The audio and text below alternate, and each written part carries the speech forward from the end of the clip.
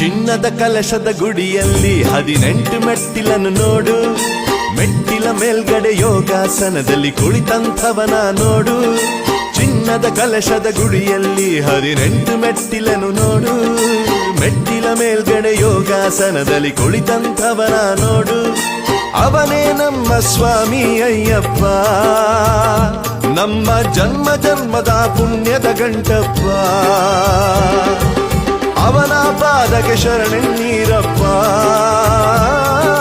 ನಿಮ್ಮ ಬಾಳೆಲ್ಲ ಹಾಲ್ಜೇನು ತುಪ್ಪ.